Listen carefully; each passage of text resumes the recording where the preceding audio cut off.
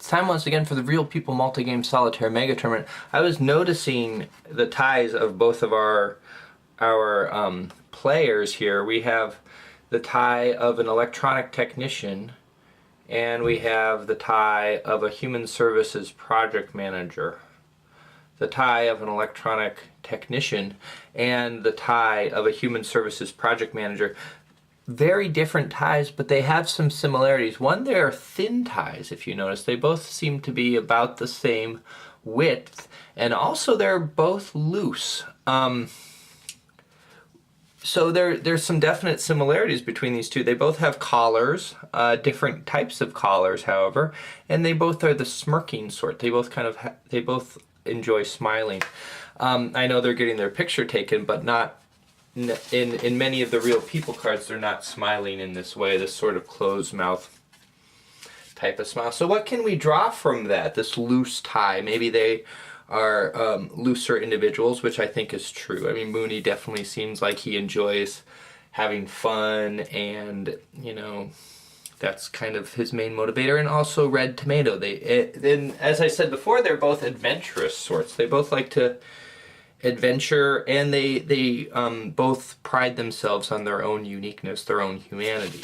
So maybe the looser tie is a way of being more human, and yet they both are wearing ties. I don't wear a tie. Some people don't wear ties. So they also are maybe more a part of the world as well because they have that loose tie. Okay, we're in the middle of turn 10. We got through most of Mooney's turn here. And I was just noticing the difference in aggression right now. Before we had the iron pole getting chased, and there actually is going to be some opportunity fire on the iron pole right now, but it seems like Mooney is the one, maybe because it's Mooney's turn, but it seems like he's the one who kind of has Red Tomato on the defensive now. So here we have two different situations where this is true. Mooney has moved Kid from over here to this high gate. We have Countess Dugrebsky in the vault of Team Black, which is her home team place. She is very weak. However, if she goes, so do Boudica and Nerve Puppet. So it is definitely in Red Tomato's interest to keep her safe. He hasn't done the greatest job of that because she is now kind of boxed in here. What it's going to come down to, I think, is the contents of her cards versus the contents of Ryan's cards here. He's going to have to give up one at the end of this round because he chose to take the low gate. Probably wanted to hurry because Boudica is up here and can possibly come down to her rescue. So that's the one assault Mooney's doing. He's advanced Thump over to here. Thump will be able to start hurling rocks over the dome at Jerry Gillis, who, if you all recall, holds quite a few cards, which is a key to some success, both in this mercenary area and up here. He could also take budget with these cards that he has. He can also use the cards, however, kind of like the Countess, he's not the best at anything, very good at anything, except having cards. Another option Thump could have is to move around here. So let's go ahead and do the opportunity fire on the iron pole. So Jerry Gillis didn't have anything with the range to hit the iron pole. This was the contested space right here. Yep, and you can't reach where iron pole currently is. So I want to go through. Mooney has a choice to make for Ryan, what card to get rid of here, and that's going to make a difference. So I want to talk about this choice. Here are three cards. They all have a particular use, right? First we have the Flexiplate armor, which is adds 2 to Ryan's armor, which is great. That puts him up to green armor, which is pretty high in this game. Then we have the Warhammer, which is one of the better hand-to-hand weapons out there. It has a high damage rating, well, better than 2, which is what you're looking for, and very good penetration. Then we have the pellet rifle. Pellet rifle, nice thing about it is it's a ranged weapon. As far as ranged weapons go, though, it's probably on the poor side. However, when you're hunting, it's nice to have a ranged weapon, and that is what Mooney aims to do right now. However, he feels like he has Countess stuck, and he's also not respectful of the pellet rifle. He doesn't believe it's a very good weapon. This could matter, however, because if Countess can make her way past, get past Kid and Ryan, this could be a very useful card. But Mooney is going to discard it right now in order to give Ryan access to here. Alright, then we'll go up to Ghana. Ghana's trying again on the Sphinx has a riddle. He needs to get a 9, and he passed. He gets a card and a dismissal. So Ghana has just scored on Mooney's behalf in the Ancient Labyrinth, so that is going to tie up the game right now, 2-2. And things are really starting to explode. It's the middle of Red Tomato's turn. We're going to do some opportunity fire. As you can see, Nerve Puppet has just jumped on Thump. Thump, however, gets to do op fire on Minx and Jinx. He gets a -2. Actually, -2. And so he's got a yellow against Minx and Jinx's yellow, so that's going to make it a 5 or better to hit. And he hits. The damage is green 1, and Minx and Jinx have red, so he's probably going to hurt them. Yep. So second blood also goes to Mooney. Minx and Jinx are down to 6 now out of 7. Not a bad trade-off for getting close. They can help out in this area. So let's see what happens with this melee battle between the Nerve Puppet and Thump. Actually, you know, so Thotis has to decide whether or not he'll do op fire. I think the temptation of getting a new character is enough to make Mooney want to do it. So 1, 2, or 3, the attack is going to hit Nerve Puppet. 4, 5, or 6, it will be Thump. A lot could ride on this roll. It's going to be Thump. So let's roll the attack. So it's going to be wits on wits. It's white against red. That's an absurd difference. So that's a 7. White against red has got to be at least 11. Let's take a look. White on red is 11, so that's an amaze. That would make target becomes Thotis ally. Okay, well, so nothing happens. Nerve Puppet's rolling blue against blue to try and hit Thump. He gets a 10, he misses. Thump's going to retaliate, and Thump is going to reveal this card here. It's a halberd. Green against red. Very good chances of hitting. That's a 9 or better. And he amazed it. The damage is going to be green against black. That's also pretty good. Yep, a double amaze. So it's going to do 5 damage to the Nerve Puppet. Red Tomato probably would have been better holding off. So it's looking like Countess de Grebsky is going to be able to escape. Here's what she did. At the start of her turn, after getting some things from the vault, she sent a cheetah out. This cheetah right here. Its target is Ryan, so the cheetah can't attack anyone but Ryan, but anyone else can attack the cheetah. Instead of having it go directly at Ryan, however, she had to come out here and go right there. Cheetah's really fast, so it has the movement to do that. Boudica came here and blocked this spot, and the Countess just ran out.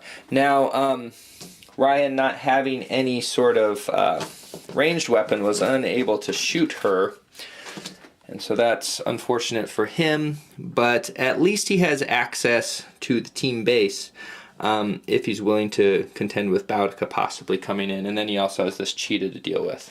Sergeant Grit just passed a challenge in the Modern Labyrinth, so the Modern Labyrinth score, which was Red Tomatoes, or Mooney's, went up to Red Tomato. So Red Tomato is now leading Mooney 3-1. Mooney's ranged attack phase. Thotis is going to try again to take over or do some damage to Nerve Puppet. First he's got to roll to see if he hits Nerve Puppet or Thump. 1 to 3 is Nerve Puppet, 4 to 6 is Thump. And it's a 3. This time it's going to be Nerve Puppet, so it's going to be white against red. Crazy odds. 12, that is a failure. Luck certainly favors the Human Resources Project Manager. I thought for sure Nerve Puppet was going to be Mooney Puppet from now on. Thump has just charged Jerry Gillis, so he revealed a military Mauser. He's going to try to shoot him. It's blue against blue. 7 or better.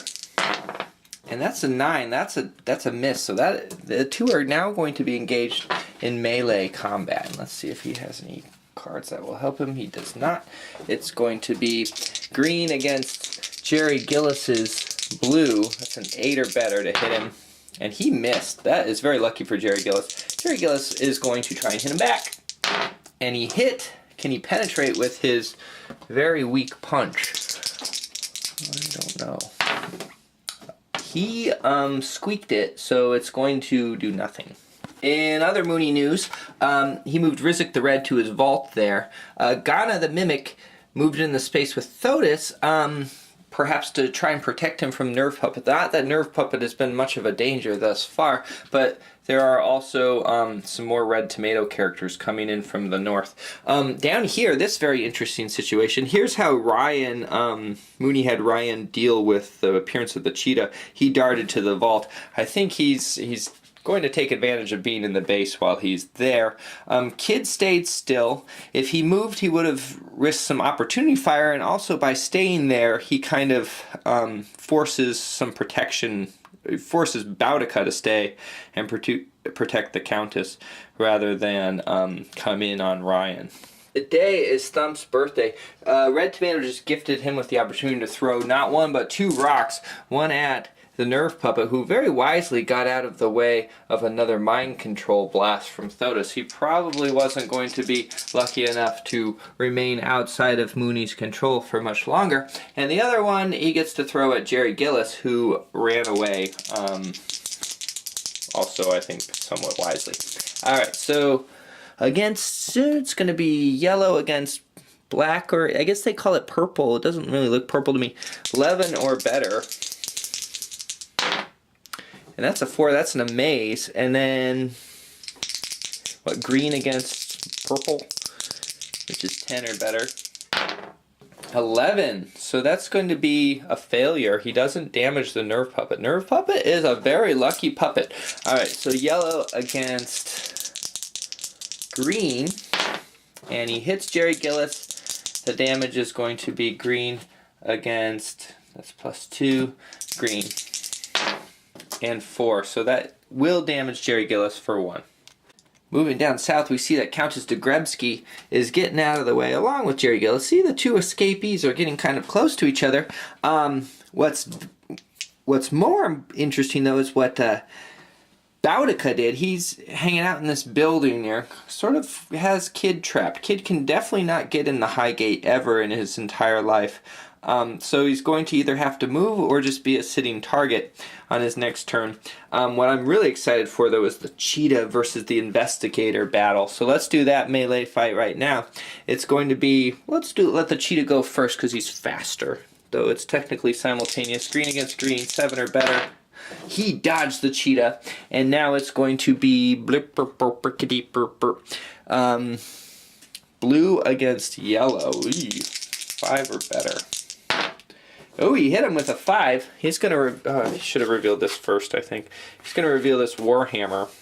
Yellow against blue. And that's a great hit. Yellow against blue. That's going to be an amaze. So the Cheetah is dead. Oh. Oh. -1. Goodbye, Cheetah. For the Countess. And the score actually has been 4-1. I forgot to move this high school one up, but I just remembered because Boulin just passed the Geeks Challenge in the high school, so this gives them gives Red Tomatoes team the ability as a free action. Someone who has green or higher wits, which he only has 4 characters who can do this. They can discard a card in order to draw another card. That's actually a very useful ability because the cards are generally great if they're in the right situation. So if you're not the right character or in the right situation, you don't think you can trade it to a character who's the right character in the right situation anytime soon, you can just trade it out. And so that's going to, I think, give him a good boost. So as we can see, Red Tomato's got a huge point advantage right now. It seems kind of tenuous. I don't know. Right now it seems like Mooney's really getting the control aspect. He seems to be controlling more land, but again, he's not scoring as much, especially in the south where those big pieces of pie are sitting lush and sweet and delicious and ready to be mowed upon.